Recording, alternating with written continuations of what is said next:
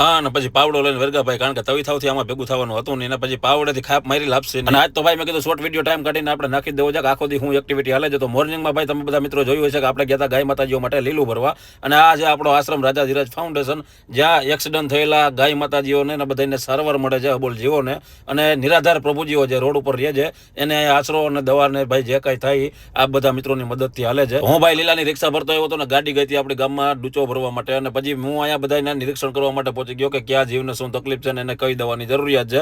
અને બપોરનો સમય હતો, પ્રભુજીઓ આપણા બધા ઓલી બાજુની સાઈડ બેઠા હતા, અને આ ભાઈ આપણે તરબૂચ ખાતા હતા, પછી કોબીએ ખાઈ લીધી. અને અત્યારે આપણે ભાઈ બધા જીવ છે અને બધાને કોબી આપવાની છે, અને 2 કલાક પછી આપણે એને પાછા તરબૂચ આપવાના છે, એટલે તરબૂચનું કામકાજ ચાલુ છે. આપણી સંસ્થાની અંદર ભાઈ અત્યારે 30 જેવા અબોલ જીવો છે અને 14 થી 15 જેવા પ્રભુજીઓ છે, એટલે એક દિવસનો સંસ્થાનો ખર્ચો છે 4000 રૂપિયા. જે કાંઈ થાય તમારા ગ્રુપ સર્કલમાં વિડીયોને શેર કરી દેજો, અને જે કાંઈ તમારાથી થાય નાનું મોટું યોગદાન આપી દેજો. એક દિવસના ખર્ચામાં ભાગ લે. જેવી ભાઈ ભગવાન આપણે કેપેસિટી આવી જાય એવું થોડુંક ભાઈ આ બધા અબોલ જીવો માટે અને અબોલ પ્રભુજીઓ માટે કાઢતા રહેજો. ને પછી ભાઈ રૂંઢાનો ચા પી લીધો, અને આપણે આવી ગયા સીધા ઘરના ડબ્બા કાઢ્યા બહાર, અને આપણે આ બધી અનાજની કોઠીઓ જઈને મેં કીધું રાખી દઈએ 2 ને અંદર, અને 2 લીધી છે આપણે ગાય માતાજીઓ માટે. જે સામાન આપણે ભાઈ તમે બધા મિત્રો જોયું છે કે 15000 રૂપિયાનું બિલ આવ્યું હતું, અને ગાડીને આપણે મારી દઈએ ઠાઠું એટલે ડૂચો થઈ જાય ખાલી. આ બાજુની સાઈડમાં આપણે ભાઈ લાપસી બનાવવાની છે, એટલે હવે ચૂલો પેટાવાનો કાર્યક્રમ ચાલુ કરીએ. અને ત્યાં તો આ તમે જો આપણું 50 કિલોનું બકડી ઉપાડીને મૂકી દીધું સીધું ચૂલા ઉપર, અને બધો સામાન જે કાઢવાનો હતો એ કાઢી લીધો, અને લોટ શેકવાનો કાર્યક્રમ ચાલુ કરી દે.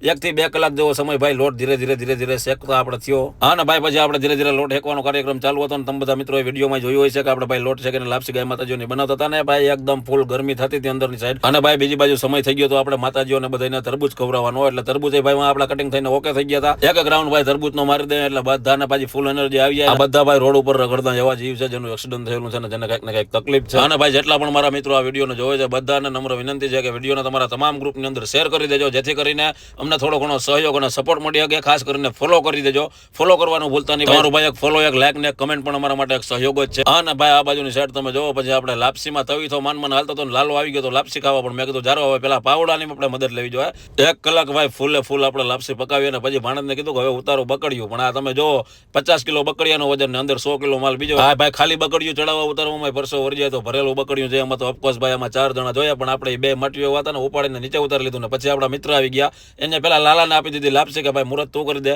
લાલાએ ટેસ્ટિંગ કરી લીધું કે ભાઈ 1 નંબર જે કંઈ ઘટે નહીં એવું. પછી આપણા આશ્રમમાં રહેતા બધા પ્રભુજીઓ માટે દાબેલી અને ઠંડુ આવી ગયું, એટલે બધાએ પ્રભુજીઓએ વ્યવસ્થિત રીતે 2 દાબેલીનો ભાઈ હાઈ ક્લાસ નાસ્તો કરી લીધો. તમારા ભાઈ નાના મોટા પ્રસંગમાં, તમારા જન્મદિવસની અંદર, એનિવર્સરીની અંદર કાંઈ પણ યોગદાન આપણા બધા પ્રભુજીઓ માટે અને ગાય માતાઓ માટે લઈ અને સેવામાં સહયોગ જરૂર આપજો. જય દ્વારકાધીશ. મળીએ પાર્ટ 2 ની.